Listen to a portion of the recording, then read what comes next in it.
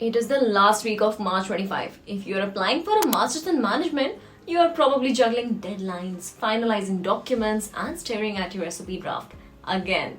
Maybe you have rewritten the intro 5 times, maybe you are still not sure what story to tell, or maybe you have not even started yet.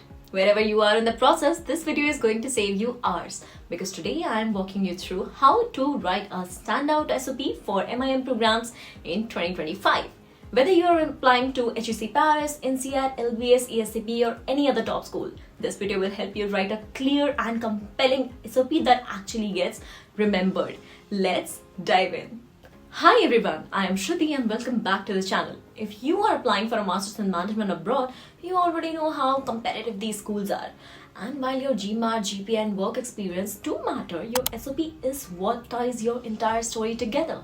It is your moment to speak directly to the admissions committee, to shine, to tell them who you are, what drives you and why you belong in their class. This video is based on real insights from school websites, HEC Paris, INSEAD, LBS and other top schools. Let's break this down step by step. Let's start with step 1, research the school. Before you write a single word, know why you are applying to that school. Most SOPs sound like they could be sent to 10 different places, but a strong SOP is specific. Mention 2 or 3 things you genuinely like about the school, their electives, global exposure, specializations or career outcomes. HEC Paris actually says they want applicants who align deeply with their values. So say something like HEC's focus on strategy and its partnership with Bain & Company align perfectly with my goal to work in consulting across Europe. It shows how you are not guessing, you have done your homework, right? Step 2, tell your story, not your resume. They already have your CV. Don't repeat it. Use your SOP to talk about what inspired you, what moments shaped your interest in business, what experiences helped you realize what do you want to do. We recommend a simple format. Past, what have you done? Present, what is motivating you right now? Future, where do you want to go? Let us say a startup internship got you interested in product strategy. Tell that story. Connect the dots. The more personal you get, the more specific, the better. Step 3, be clear about your goals. Even if your plans change later, show that you have some direction. Some bad example, I want to explore the world of business. Better example, in the short term, I want to work in digital strategy at a global firm like Accenture. Long term, I aim to build a career in tech-enabled business transformation. It shows the school how their MIM fits into your journey.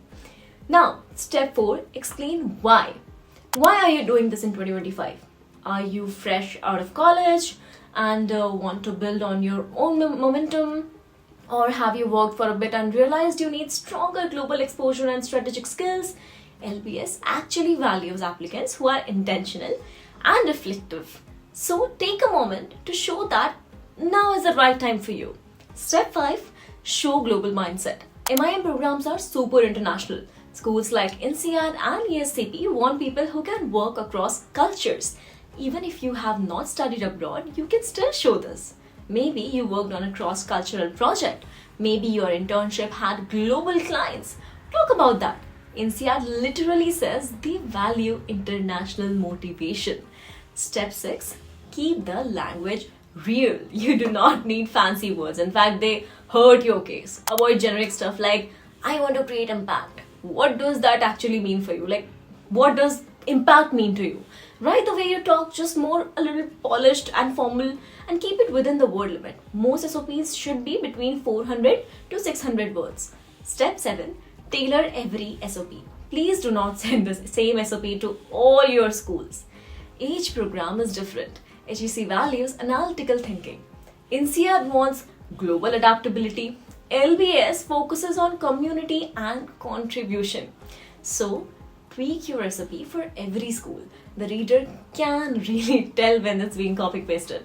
Step 8, review and get feedback. Your first draft will not be your best draft, and that is okay. Have someone read it, a friend, a mentor, or even better, a consultant who understands MIM applications. We will recommend at least 2 or 3 revisions. Also, read it out loud. If it sounds unnatural, rewrite it then and there. So here's the big takeaway. Your SOP is not about big words or bragging. It's about clarity, direction, and authenticity. If this video helped you, drop a like, subscribe for more MIM tips, and let me know in the comments what is the hardest part about writing your SOP right now. Thanks for watching and good luck with your application.